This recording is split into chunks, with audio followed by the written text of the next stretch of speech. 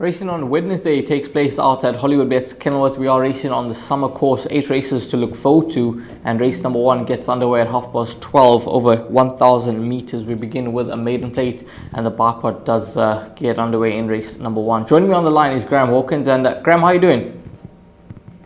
All good, thank you, Rahil. Yeah, the weather is forecast to be beautiful at Hollywoodbets Kenilworth on Wednesday, so all signs point to another good day's racing. Obviously, a low-quality card after the excitement of all the weekend's racing and One Stripe's dominant victory in the Hollywoodbets Cape Guineas. We take a bump back to earth for this particular race meeting, but there's some nice racing on offer and very competitive racing at that. Well, let's get into it. Race number 1, your favourite here is number 4, Flying Finley, trading at 9 to 10.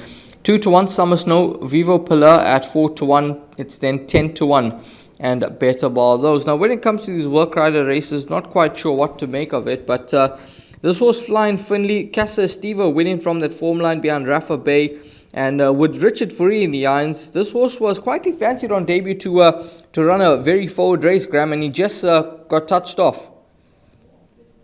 He was expected to run well. The signs were positive. The comments coming from the stable were positive, and he ran accordingly.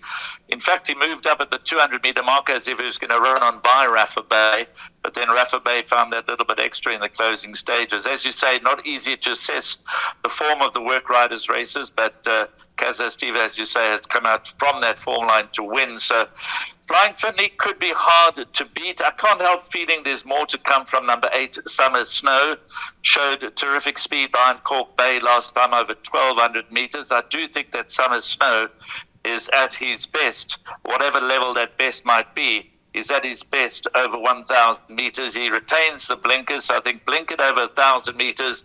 Very, very good early toe. I think that number 8, Summer Snow, should be competitive in a race like this. So it does look as if it could be a match between numbers 4, Flying Finley, and number 8, Summer Snow. Those would be the two that I would include in the opening leg of the bipod. But certainly numbers 1, Maneki Neko, and 3, Vivo Perlay are worth a mention. Maneki Neko, you have to ignore that last run. He fluffed his lines badly at the start and was never in contention thereafter. But judged on his previous form, he should get into the mix. And number 3, Vivo Perlay, as we discussed last time, there have been a few whispers around about this 3-year-old daughter of Duke of Marmalade. And there was a lot of money around for her last time. She showed improvement. We're leading for most of the way before giving it up in the closing stages. We'd beaten fourth by 1 1/4 lengths, beaten into fourth, 1 1/4 lengths by One Out Jackie. So in a race of this nature, number 3, Vivo Perlay, should again be competitive. But at the end of the day, I think it's going to be a match between numbers 4, Flying Finley, and number 8, Summer Snow. And as you said, the booking of Richard Fourie is significant.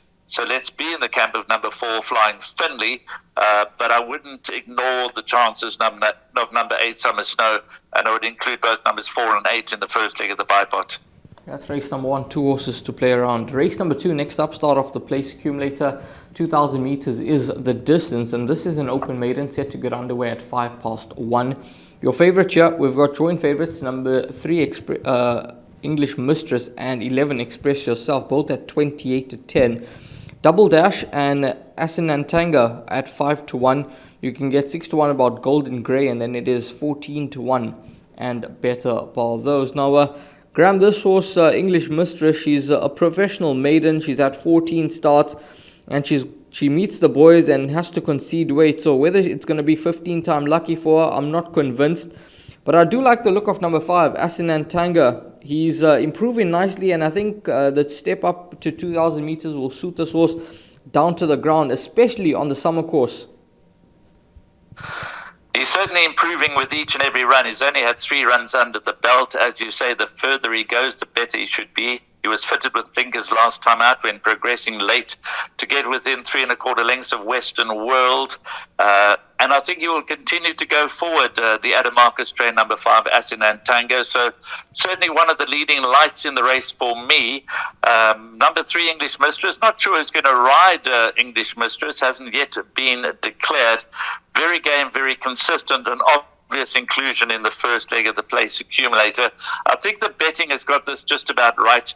Chances to numbers 1, Golden Grey. 4, Double Dash is interesting. goes the trip for the first time, might improve, has yet to be tested beyond 1,600 meters. So stepping into uncharted waters, number 4, Double Dash, could be better than rated. And then Richard Faree's mount, number 11, Express Yourself, has shown some improvement in recent outings and must be competitive in a race of this sort. So first leg of the PA, I'm going with numbers 3, English Mistress, because she can be relied on to get into the mix. But like you, I do fancy the chances of number 5, Asinantanga. That's race number 2 over the 2,000 meter trip. Race number 3 next up. This is the start of the pick 6, and the third race will get underway at 13:40, 2,000 meters, Cape C Stakes. Favorite number 4, Groove Jet, trading at 14-10, 5-1 To the Moon and Back, 6-1 About Quite a King. Pinot Grigio at 7-1, it's then 8-1 and better bar those. Now Groove Jet, I thought he won a very nice race last time out over the 1950. 2,000 meters, no issue for this son of Silvano, and he seems to be improving quite nicely, and I wouldn't be surprised to see him go back-to-back in this event, Graham. I think number 4, Groove Jet's going to be a popular pick 6 banker. He looks to have the beating of To the Moon and Back. On the 16th of November, he comfortably accounted for To the Moon and Back by length and a quarter. To the Moon and Back franked that form by winning next time out. So at these weights, number 4, Groove Jet, should have the upper hand. As you say, it's a late developing 4-year-old son of Silvano. I think he's still got a lot of upside. He's currently rated 79. I expect him to improve on that as the season progresses. So I'm happy to go all in with number 4, Groove Jet. Once you start to look past him, the waters become a little murky. So he did us a very good turn last time out. He was 5-2 at one stage last time out, backed heavily into even money. We suggested him as a banker that day. He delivered. There's no reason to desert him now. So I do think that number 4, Groove Jet, is one of the standout bets on this card. Yep, that's race number 3, horse number 4, Groove Jet. Moving along to race number 4.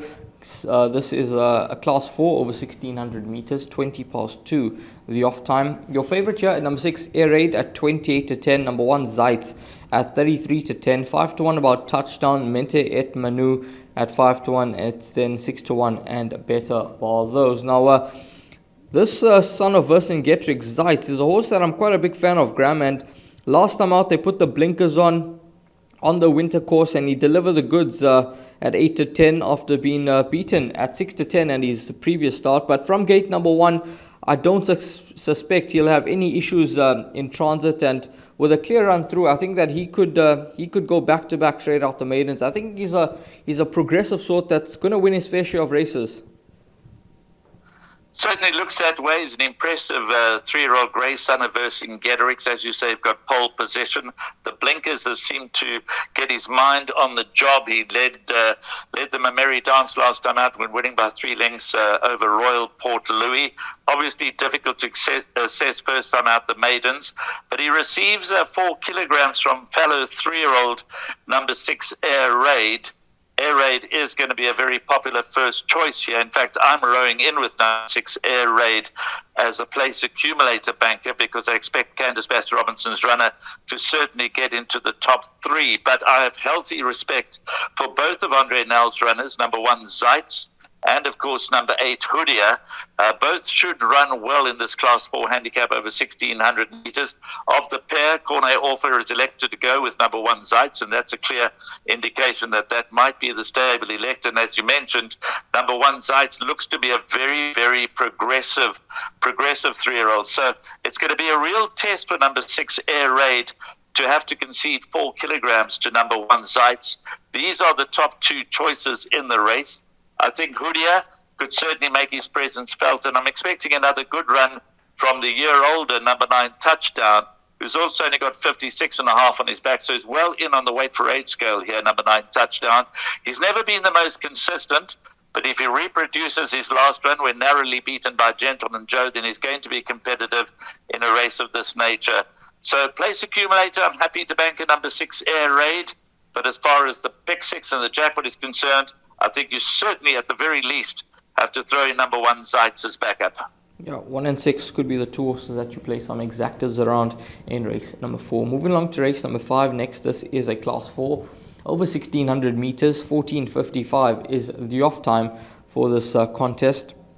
Favorite number 4, Empire State at 15 to 10, 33 to 10 about Prime Venture, 4 to 1 Unicorn Alert. It is 5 to 1 Gentleman Joe, 6 to 1 and Better Ball Those. Now number 4, Empire State was narrowly touched off last time out behind World of Pleasure, but there's horses that have got him held at the weights, especially the likes of Prime Venture and Unicorn Alert. So I wouldn't be surprised if they were to turn the form around, especially number 3, Unicorn Alert, who has had horrific draws to deal with at his last 4 starts. He now gets a very nice draw of gate number 3, and that could be seen to good effect, and some nice value there at 4 to 1. But Graham, you've got a value selection in this race. Yeah, I just got a feeling there's no logical explanation for this. I just think that number 1, All About Ronnie from gate 1, is going to run a much better race. He's dropping down the ratings steadily, and I think that from that inside gate he'll have no excuses. He's got quite far back in his last 2 starts without really having a chance to get a blow in. I expect from gate 1 that he's going to have the run of the race, and certainly at huge odds make his presence felt in a race that I think is a little more competitive than the betting suggests. I'm not for one moment thinking that number 4, Empire State, is not a worthy favourite. I think he's a little short in the market, as you mentioned. I think it's a little more competitive than that.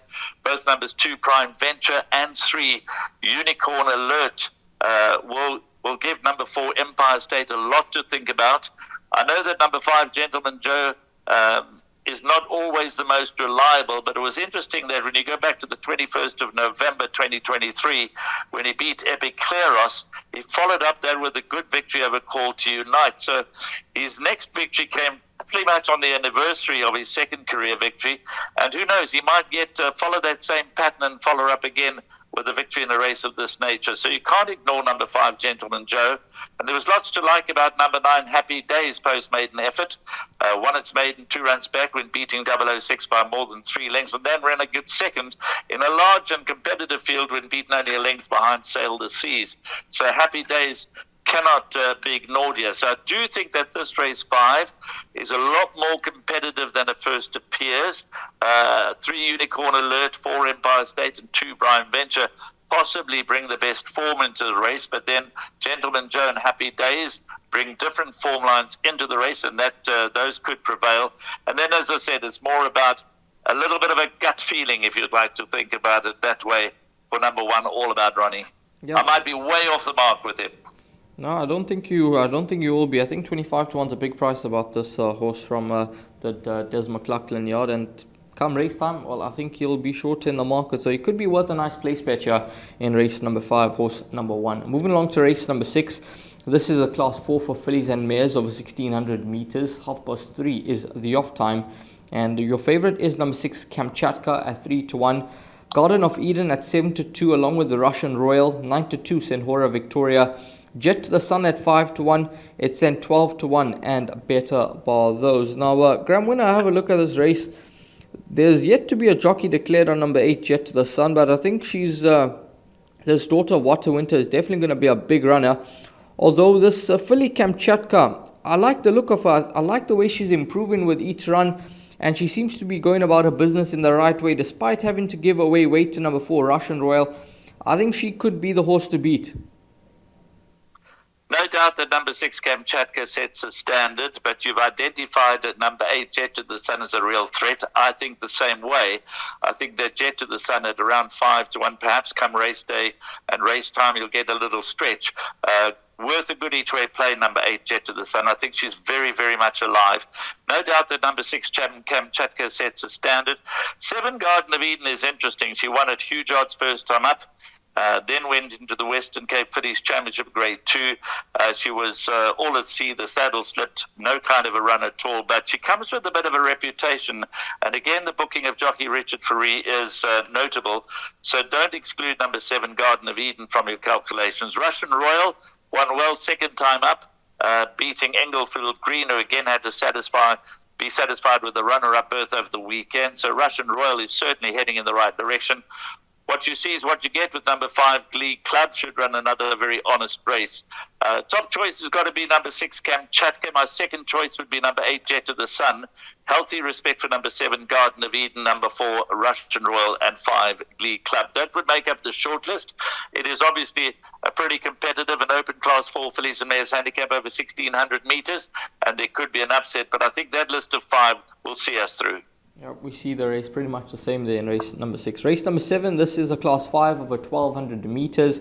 4:05 is the off time, and here the favourite, we've got joint favourites, number 1 Champagne Mac and number 6 Prince of Tibet at 33-10, 7-2 Explicit Content, 4-1 True Horizon, 4-1 Tambourine Man, and then you can get 8-1 and better about the bottom 3. This horse, Prince of Tibet, Graham, I'm willing to forgive him for a rather poor last run behind Otaniqua, and that run behind Otaniqua actually looks good now, given that he ran fourth in the Guineas. I thought that was a cracking run considering how keen he was in running, and I think this horse down in class with Aldo in the irons, I think he could be the right horse in the race. Very competitive race, as we've mentioned so many times before, these class 5 sprints over 1,200 meters.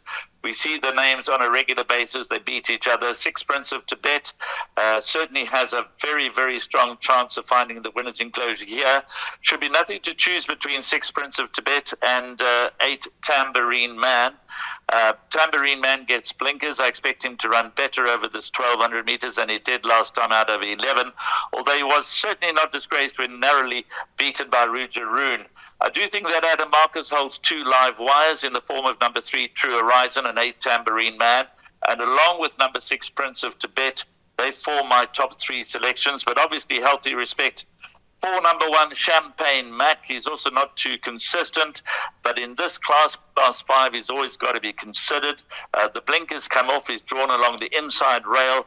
Richard Faria's got off number 2 Explicit Content in preference for number 1 Champagne Mac, so that has got to be noted and respected. But I do think that number 6 Prince of Tibet will be very competitive, and I expect him to fight out the finish, along with perhaps numbers 3 True Horizon, 8 Tambourine Man, and 1 Champagne Mac. But these class 5 handicaps, they can produce funny results, and you can certainly not nail your colours to the mask. Yeah, it's certainly one of those races where you wouldn't be surprised if there were to be a bit of a train smash result. We move along to race number 8 now, and the 8th race is the final race on the day, and it looks to be a very trappy contest to end up proceedings, to round up proceedings rather. It is a Class B stakes for fillies and mares over 1,100 meters. 16:40 the off time. Artiste 7-2, 4-1 the Charleston, 5-1 Pretty Victory, Kailami Girl, 8-1 about Sahara Cat. It's then 12-1 and Better Barlows. Now, Graham, this horse, First Masterpiece, I think she is the value for trifectas and quartets at around 20-1 in the market with just 54 kgs on the back. It is a step up in class, and she could well be outclassed in this company. But I think with such a lightweight, I think that given she's won twice over track and trip, I wouldn't be surprised if she were to be in the mix here. You might be onto something, Rahil. I haven't really factored her into the play, but number 8 First Masterpiece, there was a very good last run behind Night Tiger. She doesn't always seem to put her best foot forward, and perhaps she's more of a filly that likes it when there's a bit of a cut in the ground. She did win her 2 races back-to-back during the sort of autumn-winter months when perhaps the going was not as quick as it is now. But at the weights, 54 kilograms, you certainly can't ignore the fact that number 8 First Masterpiece could get into the top 4. I'm in the camp of number 7 Artiste. I know that she hasn't run since winning at Hollywoodbets Durbanville back in July, but I do think that this very well-bred daughter of Canford Cliff, she's out of the July winner Dancer's Daughter. She won the July in 2008 when famously dead-eating with Pocket Power, and Artiste is obviously out of Dancer's Daughter, which kind of suggests she might need further, but she's blessed with natural gate speed. She's won 2 of her 4 starts to date. She fluffed her lines behind Right Line Rampart back in June, but that was on a very soft track. I do expect that number 7 Artiste will come out fresh, come out running, and make a bold bid for top honours here. But Candice Bass Robinson certainly holds a strong hand. She's got no fewer than 5 runners in the race. The best of those, I would imagine, would be number 1, the Charleston, and number 6, Kyalami Girl. Nothing to choose between them. The Charleston is back in top form, having run second in the last 2 starts, and will go close again. Kyalami Girl, we know is talented. She showed that early in her career, but she's been plagued with issues along the way, and she's not always the most reliable. Interesting runner would be number 5, Pretty Victory. Makes a seasonal debut here in the Western Cape. After 3 starts at Hollywoodbets Scottsville, she won 2 of those and was second behind War Empress in her last start, which was also back in July. And I think that Pretty Victory is another. She's blessed with natural gate speed, and she could come up fresh. So those runners, along with your choice, number 8, First Masterpiece, those are the ones I would suggest to play around with. You're in the camp of the number 8, First Masterpiece, and I'm certainly not going to ignore your advice. I'm going to throw her into the play. My marginal top choice in a competitive race would be number 7, Artiste. It's a very, very tough race to wrap up proceedings, and in terms of those place accumulators and pick 6, well, you probably want to go as wide as you possibly can. We're going to move along to the suggested bet now, and Graham will take us through his suggested bet for racing on Wednesday down in the Western Cape. 8 races on the program, and race number 1 set to get underway at 12:30. So Graham, take it away. Place accumulator, race 2, first leg, 13:05 the off time, going with numbers 3, English Mistress, and number 5, Asinan Tanga. Second leg, banker number 4, Groove Jet, and third leg, banker number 6, Air Raid. We both have healthy respect in that race for number 1, Zeitz. Then in race 5, I'm going with numbers 1, All About Ronnie, who is my value bet for the day at a crazy price, along with numbers 2, Prime Venture, and 4, Empire State. Next leg of the place accumulator, numbers 6, Kamchatka, 7, Garden of Eden, and 8, Jet to the Sun. Penultimate leg going with numbers 3, True Horizon, 6, Prince of Tibet, and 8, Tambourine Man. The final leg going with numbers 1, the Charleston, 6, Kyalami Girl, and 7, Artiste. But we'll make special mention of your value bet for the day, which in the last race currently trading at around 20-1. Is number 8, First Masterpiece, that needs to go into the final leg of Jackpot 2, needs to go into the final leg of the Pick 6, and must be thrown into all quartet calculations. Yep, that is a suggested bet, a place accumulator, and it is. It looks to be a nice perm, and a perm that we want to get involved in. Graham, thanks very much. Good to have you back, and all the best. Wish you a speedy recovery. Thank you, Rahil. Go well, eh? Thanks very much to Graham. All the best with racing on Wednesday out in the Western Cape.